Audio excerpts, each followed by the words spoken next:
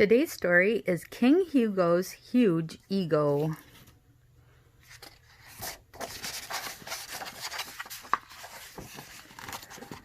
Long ago, when people spoke with words like thou and thee, there lived a king named Hugo who was only 3'3". And though this mini monarch stood no higher than an elf, his ego was enormous. He thought highly of himself. Yes, Hugo was a cocky king, as boastful as could be. To him no other person was as wonderful as he. He made his subjects bow to him whenever he was nigh. It pleased him to look down on them each time that he went by. And every Friday morning at precisely 10:30, his guards called all the people to the tower base. And then King Hugo cleared his throat and gave his captive congregation a lengthy talk he liked to call the speech of adoration. For hours the poor villagers endured the boring buzz of how mighty and magnificent King Hugo thought he was. One day King Hugo climbed aboard his coach of gleaming gold to watch the peasants bow to him as down the road he rolled. But when he turned a corner by a field of amber hay, a maiden with a heavy load was blocking up the way. The heralds blew their trumpets. They called out to the lass, "Step aside and bow your head. Allow the king to pass." The girl, whose name was Tessa, said bluntly, "Go around." She didn't want to drop her load and bow down to the ground. The king began to rant and rave and spout and spit and sputter. "Roll on," he barked, and then they bumped poor Tessa to the gutter. She landed in a rivulet. Oh, what a muddy mess! But little did King Hugo know she was a sorceress, the kind with special powers like a wizard or a witch. So she cast a spell upon the king while mired in the ditch. "A pox on you, O cocky king in robes of ruby red. Let's see if all your arrogance can fit inside your head." The next day, when the king awoke, he climbed down from his bed and gazed into his looking-glass admiringly and said, "I do believe, dear Hugo, you're more handsome than last night." But when he put his crown back on, it felt a little tight. Then he donned his crimson robe, the one with ermine fringe. "How grand I am," the king exclaimed, then felt a little twinge. His crown seemed even tighter now, yet Hugo didn't care. He hollered from his window to the people in the square, "Say, who's the most majestic king?" "'Tis I, you must admit." But when he pulled his head back in, it almost didn't fit.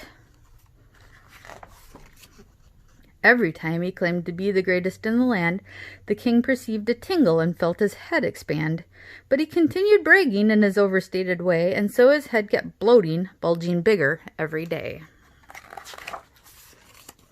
By Friday, Hugo's head was huge, but still he didn't know that his self-directed compliments had caused his head to grow. His speech of adoration was scheduled as before, but when he reached the tower, he could not fit through the door.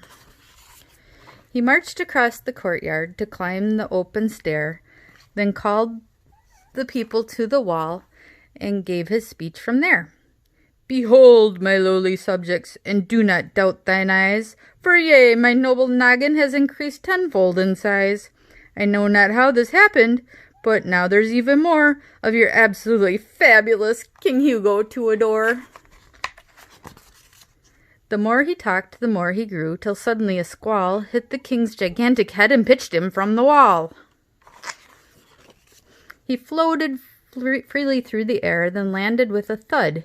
He bobbed and dipped and flipped and skipped and toppled through the mud. He tumbled topsy-turvy as he bounced along the lane, and ended up by Tessa, who was busy stacking grain. King Hugo's head was spinning. He felt dizzy, dazed, and beat. But when he noticed Tessa, he yelled, "Get me to my feet!" Tessa wandered over. "Unbelievable," she sighed. "Did you ever stop and wonder why your head is 10 feet wide? It's your ego. It's annoying, so I cast a little spell, and every pompous thing you've said has caused your head to swell." "That's ludicrous, ridiculous. Preposterous! Insane! I am humbler than anyone, the king snapped in disdain. I'll prove it to you, she replied. You've been this way for years. Just listen, ordered Tessa. Then she grabbed and tweaked his ear. Suddenly, a blast of air exploded from his head, along with all the haunty things King Hugo ever said. King Hugo's head deflated, like a giant pink balloon, and when he heard what he had said, he felt like a buffoon. Sheepishly, he said to her, I do apologize. Then he looked at Tessa with his big, sad puppy eyes. Their glances met, and instantly she felt her heart go zing! Could it be, deep down inside, she kind of liked the king? The king got up. He took her hand and bent down on his knee. He gazed at her with tenderness, then spoke most humbly. Your spell has opened up my eyes. I've been unkind and rude. Please stay with me and teach me how to change my attitude. What happened next was kismet, yet truly unforeseen. He became a better man, and she became a queen. They ruled the kingdom kindly in a fair and friendly way, and everyone lived happily forever and a day. The end. Have a great day, and we'll see you tomorrow.